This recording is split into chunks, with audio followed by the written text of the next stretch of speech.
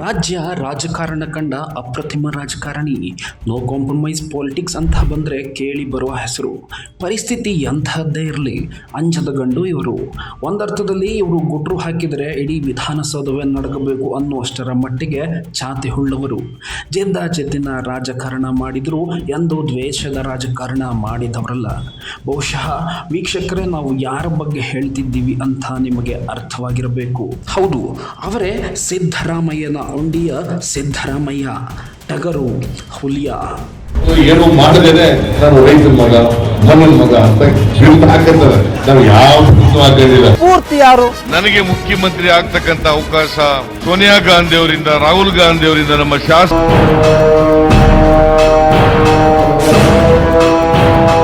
ಒಂದು ಘಟನೆ ನೆನಪಾಗ್ತಿದೆ.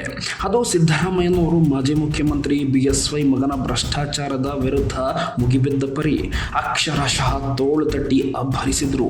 ಏಕವಚನದ ಪ್ರಯೋಗವೂ ನಡೆಯಿತು. ಬಿಜೆಪಿಯ ಸದಸ್ಯರು ಸಿದ್ದರಾಮಯ್ಯನವರ ಮೇಲೆ ಮುಗಿಬಿದ್ರು. ಆದರೂ ಟಗರು ಡೋಂಟ್ ಕೇರ್. ಅವತ್ತು ಸಿದ್ದರಾಮಯ್ಯ ಗುದ್ದಿದ ಪರಿಯನ್ನು ಕಂಡು ಸ್ವತಃ ಕಾಂಗ್ರೆಸ್ಸಿಗೆ ಅಚ್ಚರಿಪಟ್ಟಿದ್ರು. ಇನ್ನು 2013ರಲ್ಲಿ ಬಳ್ಳಾರಿಯ ಗಣಿಧಣಿಗಳಿಗೆ ಓಪನ್ ಚಾಲೆಂಜ್ ಮಾಡಿ ಬಳ್ಳಾರಿಗೆ ಪಾದಯಾತ್ರೆಯನ್ನು ಮಾಡಿದ್ರು. ಕಾಂಗ್ರೆಸ್ ಅನ್ನ ಅಧಿಕಾರಕ್ಕೆ ತಂದರು. ಅದರಲ್ಲಿಯೂ ಅವತ್ತು ರೆಡ್ಡಿ ಬ್ರದರ್ಸ್ಗಳಿಗೆ ಸಿದ್ದರಾಮಯ್ಯ ನಿದ್ದೆಗೆಡಿಸಿದ್ರು ಅಂದ್ರೂ ತಪ್ಪಿಲ್ಲ. ಅಸೆಂಬ್ಲಿನಲ್ಲಿ ಹೇಳಿದೆ, ಜನಾರ್ದನ್ ರೆಡ್ಡಿ ಅವರಿಗೆಲ್ಲ ಗುಂಪಿನವ್ರಿಗೆ ಹೇಳಿದೆ, ನಾನು ಒಡೆಯಕ್ಕೆ ಬಂದ್ರು. ಯಡಿಯೂರಪ್ಪ ಏನ್ ನಾನು ಹೇಳಿದೆ, ಸ್ವಲ್ಪ ಬರ್ರಿ ಮುಂದಕ್ಕೆ, ಬರ್ರಿ ನೋಡೋಣ, ಬರ್ರಿ ಮುಂದಕ್ಕೆ. ಕಾಂಗ್ರೆಸ್ನ ಎಲ್ಲ ಮುಖಂಡಗಳು ಕೂಡ ಬೆಂಗಳೂರಿನಿಂದ ಬಳ್ಳಾರಿಗೆ ಪಾದಯಾತ್ರೆ ಮಾಡಿ 5 ಲಕ್ಷ ಜನ ಸೇರಿ ಅವರ ಸವಾಲನ್ನು ಸ್ವೀಕಾರ ಮಾಡಿದ್ರು. ಬಳ್ಳಾರಿಗೆ ಇರ್ತಾರೆ, ನಡೆಯ ನಡಕಟೆ ಬದಿವಿ ಅಲ್ಲಿವರೆಗೆ ಇರ್ತಾ ಇದ್ದೆ ನಾನು. ಸಿದ್ದರಾಮಯ್ಯ ರಾಜಕೀಯಕ್ಕೆ ಬಂದಿದ್ದೇ ರಣರೋಚಕ. 1 ಮತ್ತು 2ನೇ ತರಗತಿಯನ್ನು ಓದದೆ ನೇರವಾಗಿ 6ನೇ ತರಗತಿಯಿಂದ ಶಿಕ್ಷಣ ಆರಂಭಿಸಿ ತದನಂತರ ವಕೀಲರಾದರು. ಜಿಲ್ಲಾ ನ್ಯಾಯಾಲಯಗಳಲ್ಲಿ ಒಳ್ಳೆ ಹೆಸರನ್ನು ಗಳಿಸಿ 1983ರಲ್ಲಿ ಮೊದಲ ಬಾರಿಗೆ ವಿಧಾನಸಭೆಯನ್ನು ಪ್ರವೇಶಿಸಿದರು. ನಂತರ ಜನತಾ ಪಕ್ಷಕ್ಕೆ ಸೇರಿದ ಸಿದ್ದರಾಮಯ್ಯನವರು ಕನ್ನಡ ಕಾವಲು ಸಮಿತಿಯ ಅಧ್ಯಕ್ಷರಾದರು. ಈಗ ಕೂಡ ಕೆಲವು ಕಡೆ ಅವರು ವ್ಯಾಕರಣ ಪಾಠ ಮಾಡೋದನ್ನು ಕಾಣಬಹುದು. ಹೀಗೆ ಒಂದೊಂದೇ ಹಂತ ಹೇರುತ್ತಾ ಮುಖ್ಯಮಂತ್ರಿಗಳಾದರು. ಸತತವಾಗಿ ಬಜೆಟ್ಗಳನ್ನು ಮಂಡಿಸಿದ್ರು. ಆದರೆ ಎಲ್ಲಿಯೂ ಜಗ್ಗಿ ಬಗ್ಗಿ ರಾಜಕಾರಣ ಮಾಡಿದವರಲ್ಲ. ದೇಶದಲ್ಲಿ ಯಾರಾದರೂ ನರೇಂದ್ರ ಮೋದಿ ಅವರ ವಿರುದ್ಧ ಅಬ್ಬರಿಸಿದ್ರು ಅಂದರೆ ಅದು ಸಿದ್ದರಾಮಯ್ಯನವರೇ.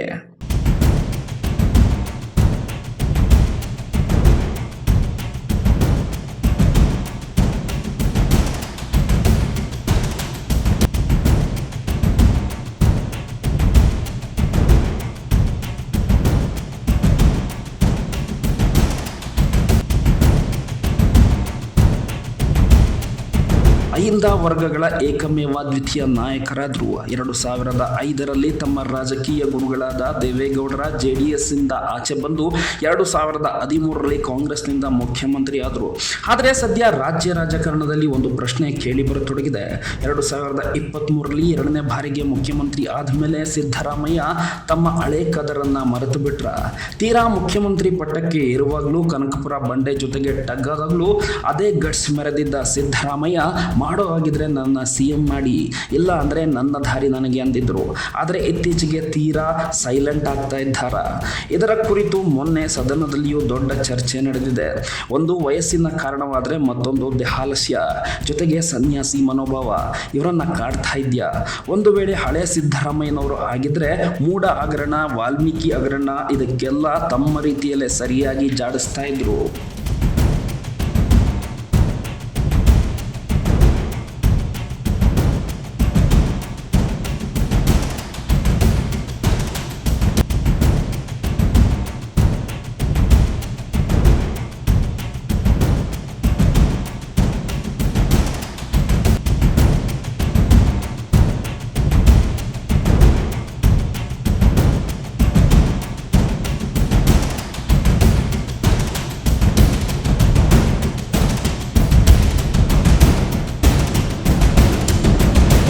ಏನೇ ಆಗಲಿ, ಚಾಕಚಕ್ಯತೆ, ನಿಪುಣತೆ, ನೈತಿಕತೆ, ಪ್ರಬುದ್ಧ ರಾಜಕಾರಣದ ಬ್ರ್ಯಾಂಡ್ ಅಂತಿರುವ ಸಿದ್ದರಾಮಯ್ಯನವರ ರಾಜಕೀಯ ಯುಗಾಂತ್ಯ ಪ್ರಾರಂಭವಾಗಿದೆಯಾ ಏನಂತ ಗೊತ್ತಿಲ್ಲ. ಆದರೆ ಸಿದ್ದು ಅನ್ನೋ ಟಗರು ಯಾವತ್ತಿದ್ರೂ ಅಭಿಮಾನಿಗಳ ಮನಸ್ಸಿನಲ್ಲಿ ಹುಲಿಯಾನೆ. ಶಶಿಧರ್ ಜೊತೆ ಚಂದ್ರಬಾನು, ಪೊಲಿಟಿಕಲ್ ಬ್ಯೂರೋ.